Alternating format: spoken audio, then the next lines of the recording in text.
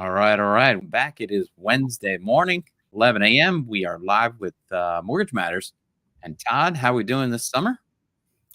You know what, Tim? It's been a very, very exciting and busy summer for real estate and the mortgage business. So really terrific. We've had some great guests coming on here. We've been doing this for a couple months now. It's great stuff. I guess today we're going to spotlight you, and I'm excited to ask you a couple of deep and probing questions. Yeah, so there was so much information that we decided that it was just going to be you and me today. Yeah. So let's start with what we normally start with, which is Mortgage Matters update, and we have a lot of interesting stuff on it. The 30-year fixed. I'll wait for you to bring it up. Yep. The 30-year fix is coming in at 6.87%. So that's again actually slightly higher, but so much lower than where it was only a few months ago. You can see that the 15-year fix is now 6.32. FHA, which if you're putting down less than 20%, is still the best way to go in my book, 6.33. And then the jumbos held steady at 7.05. So rates are basically the same for 2 weeks. Steady is good in my mind. It means people can plan. And, but that shows the next topic that we're going to discuss, and that home sales fell in June. Mm-hmm. But prices, because home sales fell, the amount of homes that sold fell in June, but prices hit another record. Yeah. So existing home sales fell in June as the median sales price climbed to the highest price ever. And that's some interesting numbers. So the existing home sales fell 5.4% in June. It's a seasonally adjusted low. It's going to be 3.89 million homes. It sounds like a lot, but it's a pretty big country. The sales also slumped 5.4% from a year ago. So last year was about 5% busier. Right. The median existing price, home sales price, jumped 4.1%, which is that record, from June 2023 to 426,900. So again, that's the second straight month that we've hit an all-time price high, Tim. Right. And then the inventory of unsold, existing homes, how many homes are listed in the country, that rose slightly, 3.1%, from the 1.32 million home, 2 million homes for sale. And it basically is a 4-month supply. So we're still less than pre-pandemic. Right. So even though we're saying, hey, there are some more homes for sale, yeah, there are more homes for sale, but it's still less than March of 2020. Another interesting topic that I thought our viewers would like to hear about is mortgage delinquencies hit a 6-month high in June. So in June, the number of borrowers missing a single payment rose by 19.6%. Why is that? Well, you hear about the inflation, you hear about all these things. I think it's starting to catch up with people. So if you remember when you got those checks from the government, or most people got checks from the government for the pandemic, people went out and they started spending, and they had a little bit extra money. But we've gone through all of that money, and our credit card debt is higher than ever before. And then once the credit card debt reaches levels, those types of levels, you'll see people starting to miss their mortgage payments, unfortunately. In June, we said the number increased by 19.6%. Serious delinquencies, so that's people who are delinquent over 90 days, were up 5.1%. So I don't like to hear that. That sucks. Right. We never want to hear about families who are behind on their mortgage. And then there are the top 5 states, Tim, where this is going on, where you're seeing it more than not. That's in the South primarily. Mississippi, Louisiana, Alabama, and Arkansas. You have Indiana in there as well. So we're seeing middle America, hardworking folks who are having a tough time, paying their bills. Is there any distinction on that being people who got adjustable rates? No, I know. there were very few adjustable rates sold Yeah, in the because all last. those rates were so good three, Yeah, 4, 5 years ago. very few adjustable rates. We're I seeing miss more miss adjustable those. rates now, but Yeah, they make up a very small portion of the market, under 10% of the market. And that brings us to one more interesting number. So nearly yeah, 15% of all home purchase agreements or contracts were canceled in June. And let me explain what that is. Let me say I went into contract as a buyer to buy your house, Tim. You had a right. 15% chance that it was going to get canceled Mm, for a majority of reasons. How many contracts does that mean? About 56,000 contracts right, fell right. off. Yep. That's a big number. Yeah, 20% of all home sales last month had a cut. So meaning that I listed my home and I reduced my, 20% of the time I reduced my price. And then the amount of home sales fell 1% from June. So the amount of closings were right. off 1% from June. So that's the Mortgage Matters update. I think there's a lot of things to think about there, but I still love this market, and we'll talk about that. Yeah, yeah, absolutely. I think it's a very strong market coming back to a much more balanced market. I think they like to say. So I'm happy to see all that, and I'm happy to see the mortgage rates easing off a little bit. So that's all good stuff. But now we're going to get into how you get started. You've been doing this quite a while, so tell everybody what got you into the business. So I graduated from college, and I got a job on Wall Street, Yeah, and then there was a flash crash. Black Monday, they called it. And my yeah. whole recruiting class got Was that fired. 87? Yeah. So my whole recruiting class got fired. We all Yep. started and then we were all out of work. Yeah. And nothing that we did, it just, you didn't see those and the Sign of the company was times. nervous. So there were no jobs on Wall Street. I had a finance major and I said, okay, what can I do? I answered an ad and somehow I wound up in the mortgage business. And what I could tell you, what I love about the mortgage business is, it's over 30 years now, Tim. Yeah. And I still like it. Hmm.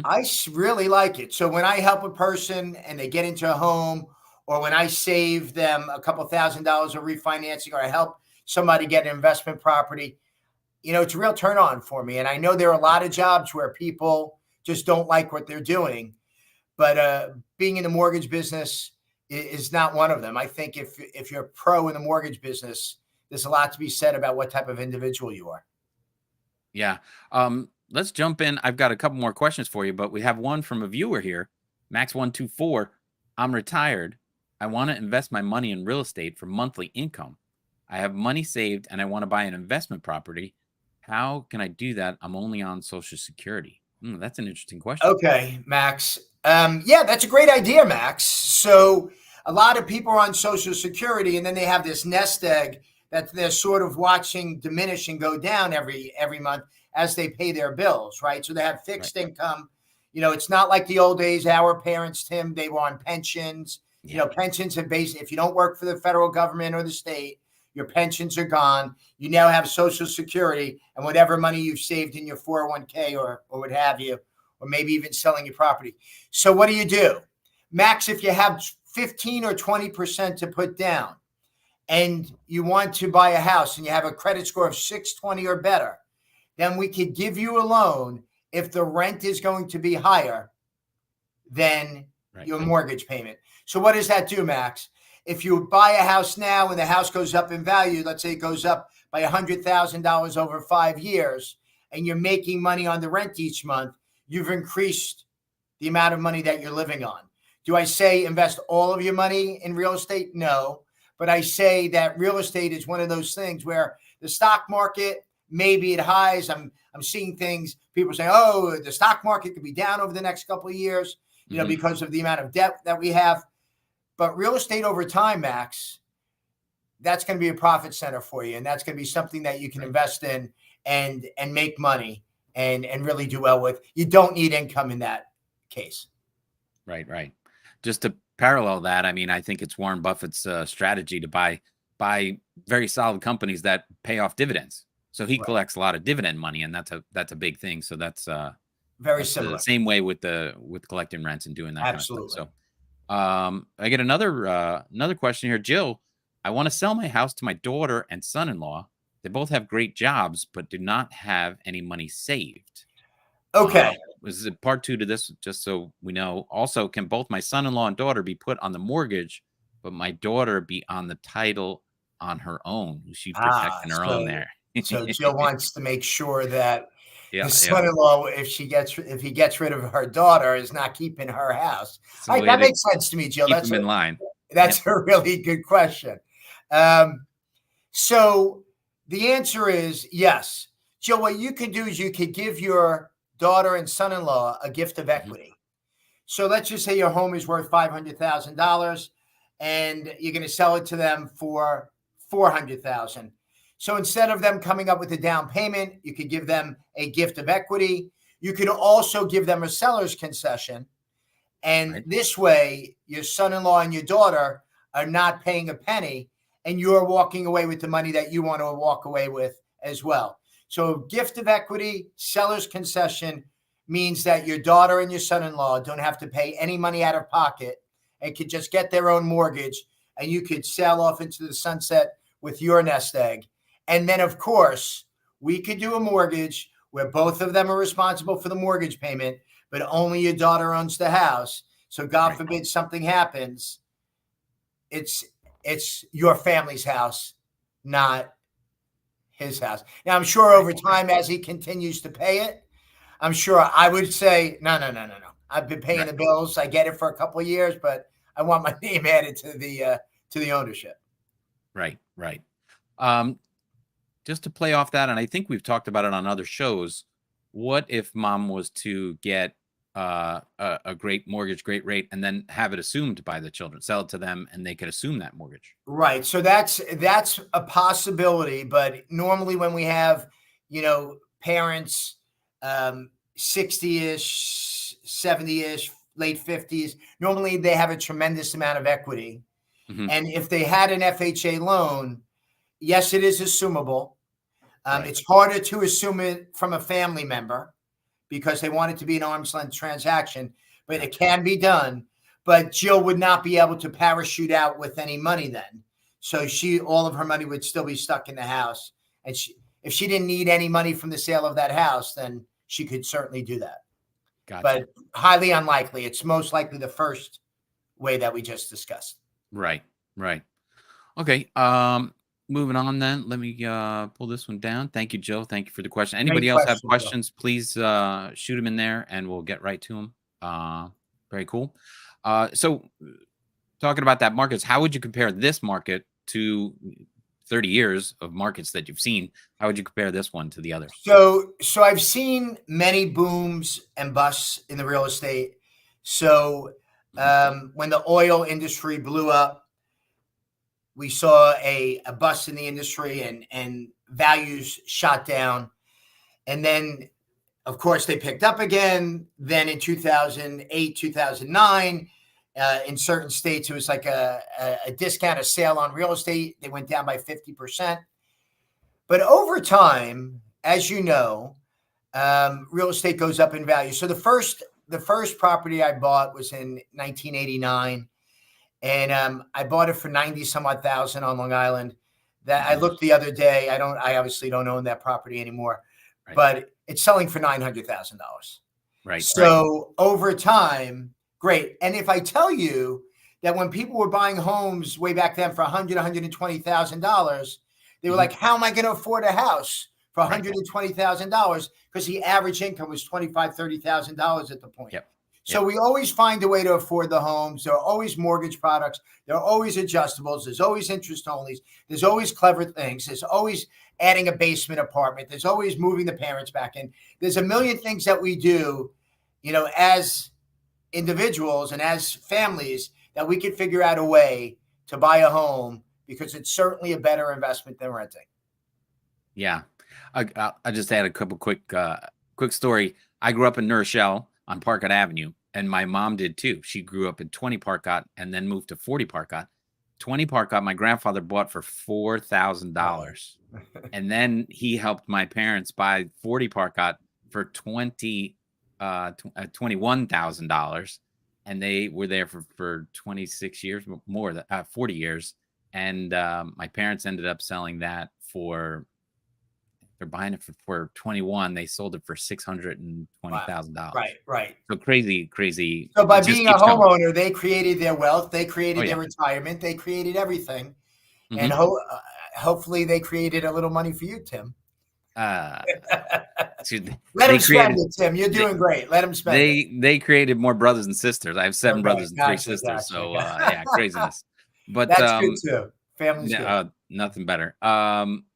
What advice would you give to first-time homebuyers? Oh, very good question. So if I'm thinking about buying a house today, tomorrow, next week, or the next couple of months, I want to, before I investigate the homes, I want to call me or somebody like me, and I want to talk about down payment assistance programs. And there are many of them out there. There are state down payment assistance programs. There are county down payment assistance programs, and there are federal down payment assistance programs. And if you're not investigating them, you're crazy. So I'll give you an example in New York. New York has a down payment assistance program where a family of 3 can make up to $225,000, Tim. That's a pretty good income. Most people who are making $225,000 think, well, I don't qualify for a down payment assistance program. Well, guess what? Right. You probably do. And you just haven't asked the right professional the right question. And if you could get free money, let's get it. Yeah. Sign me up. Here's another one. In markets where there's Greenwich, Connecticut, in markets where there's bidding wars exist, how would you buy or win the bid? How do you win the home? Okay. That's another great question. So, what did I just say?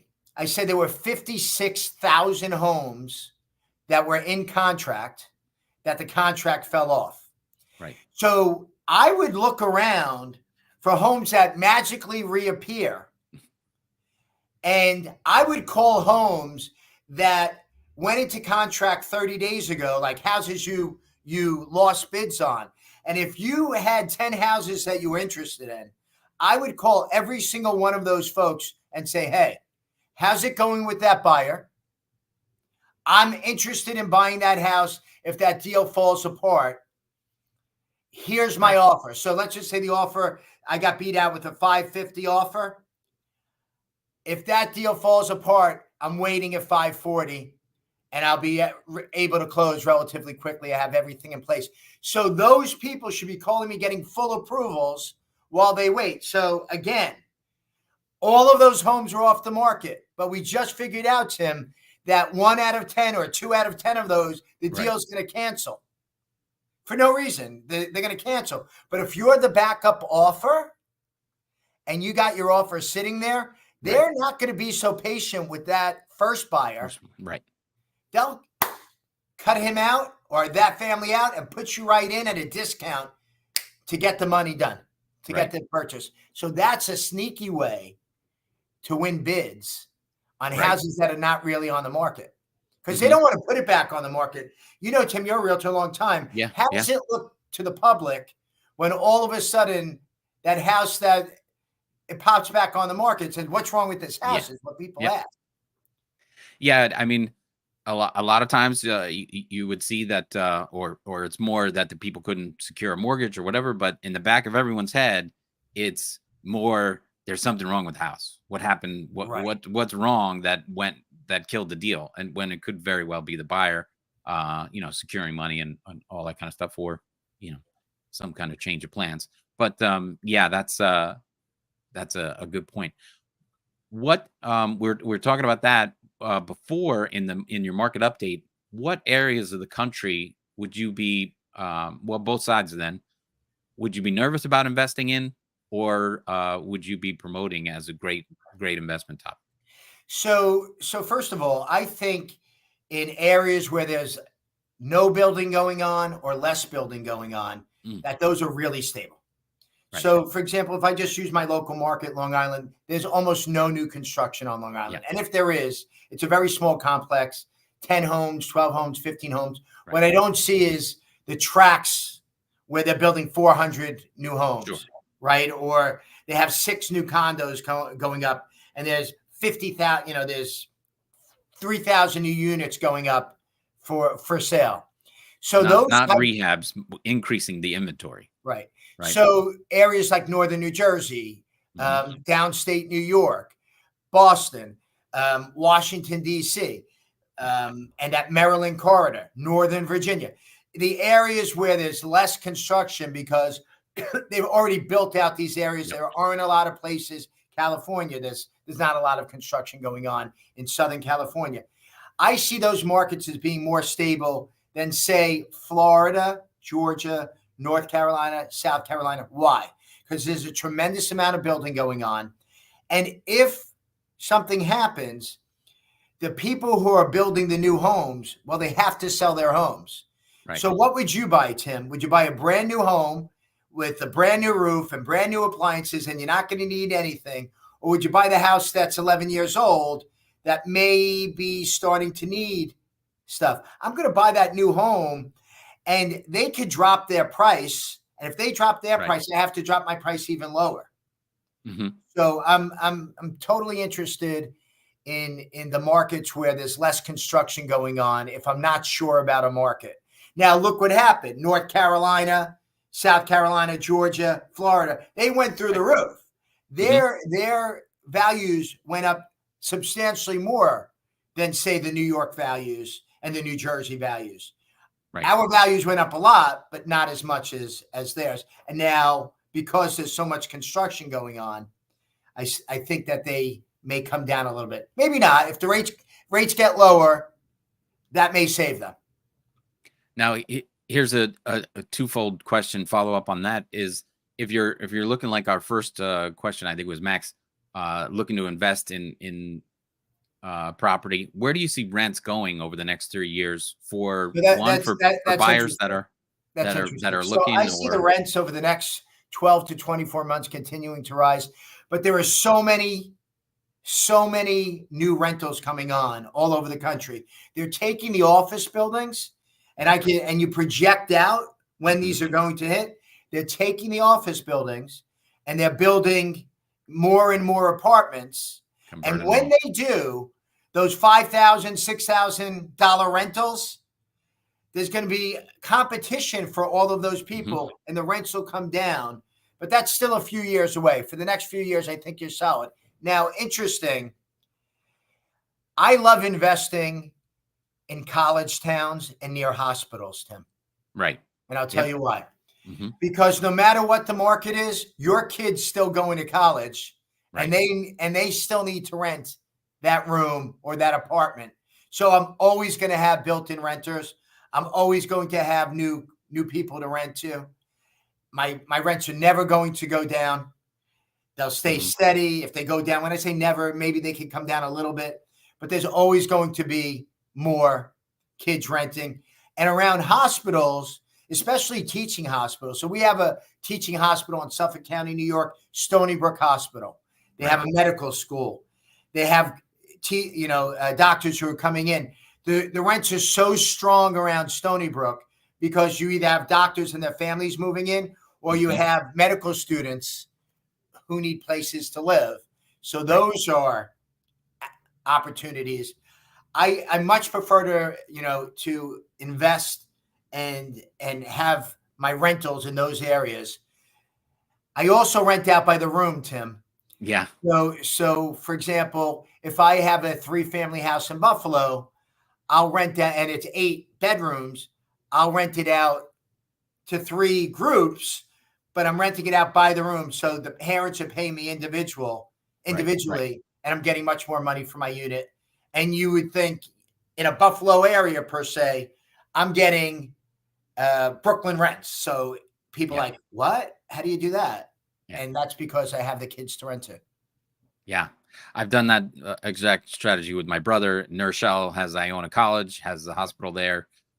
He's walking distance to the school, though. So he has a lot of college, 3-family house and a lot of rooms. A lot of good questions today. To do that. Yeah, good stuff. let's talk about a little bit of protecting yourself. What's going on with homeowners insurance Oh yeah, for that? disaster, Yeah. Tim. Yeah. So depending on the state of Florida, for example, has gotten Mhm. destroyed by homeowners insurance. They've also gotten destroyed with homeowners association fees. I was Yeah. talking to somebody yesterday. Hold on to your hat. They were just assessed $100,000 homeowner association Oh, fee. $100,000. They have 3 years to pay it, so they'll divide it over $33,000 a year for 3 years. You right. have people on fixed income who can't They're out. afford it. Yeah. Yeah. Add in that homeowners insurance in Florida went from say 100 to 500, up Right. 400 or 500%, and you're saying to yourself, "Oh my God, what happened?" And it's not only Florida. Homeowners insurance is up all over the place, Hmm. and the homeowners insurance companies are using, "Oh, there's going to be this, storms and Yeah. global warming and flooding, and we need to raise everybody's homeowners insurance." They've done that with car insurance, and they're Yeah. doing it with homeowners insurance. But it's one of those things that you're going to have to put into place. What you can do, because I found that in the 30 some odd years that I've owned homes, I've never had one claim. I can make my deductible higher Right. and reduce my payment Right. if my monthly, if I need to keep my monthly payments as low as possible. That's what I would do to reduce Right. that pain. Yeah. It's just the fact that inflation and all the replacement costs, all those fees for insurance companies, Yeah, they see that getting hit you're hard. right. So if something does happen, they say, "Oh, global warming," everybody, whatever side you're on that one. But insurance companies look at that and go, "Well, if something gets hit here, the replacement costs are going to be Right, astronomical because of right. inflation and everything like that." Let's just take a big step back. Um, 2030 around the corner. What do you Wow. see the real estate market? Where's Where's Prince in 1999? yeah. What's the larger outlook for real estate? So I think no matter where you are in the country, no matter what you're doing, it over the next say 6 years, if that's your window, I could see a 30 to 50% increase in the value of your homes over the next 6 Hmm. years. Um, I see that the population in the U.S. is going to be significantly more than 400 million. There's not enough building going on. We have our stock of homes. And I see that our population continues to grow. People are living longer. So, yeah, I see if you can make 50% on your money over the next 6 years, I think that's a pretty good investment. Plus, Yeah. if it's a primary residence, you do get to live in it, Tim, and you Yeah. do get to raise your family in it, and you do Right. get to have a lot of memories. So if you're making money while you're living in it, hey, what's better than that? Yeah, absolutely. I couldn't agree more. And I realized that a long time ago, growing up, next to my grandparents and seeing all that happen. And like yourself, I got into real estate right after high school while I was still in college. Getting into it because I just see, they're not making any more real estate. So Right. you got to get it while you're young and hold on as long as you can. But no, this was fantastic. Anything else you want to share with our viewers? You have events coming up or? Yeah, Um, yeah. So I have been doing a networking event on Long Island. This month it's going to be Tuesday, August 20th. It's at the Main Event restaurant in Farmingdale. Last mhm. month we had over 100 people, including investors, people who wanted to buy homes, come in, and financial services, realtors. It was just a great event. So please, I'm inviting you to that event. And we're going to start to have these events in Westchester as well Yeah. on a monthly basis. And the goal is for you to meet people and for you to increase your incomes. And also, if you're an investor, to help you find the house and get a really good deal on those properties that you're looking to purchase. Excellent. So that was August 20th August 20th, main and on event. Long Island, Yeah. main event in Farmingdale. Great. Wonderful. And then we'll be sure to update everybody of something over here in Westchester, Yeah. the mainland area. Very All good. right, All right. everybody. Well, Thank you for all your questions today. And if you have any questions, don't hesitate to call me. yep. I'm available. And you can always put the questions in the comments after you watch this Sure. video, because we're headed. We're always looking out for that. We're broadcasting on Facebook, YouTube, and then Twitter. So wherever it is, we'll get back to us on all those socials. So thanks for a great show, Todd, and all that information. And we'll do it Pleasure. again next See week. you next week, Tim. Very good. Bye, everybody. Bye.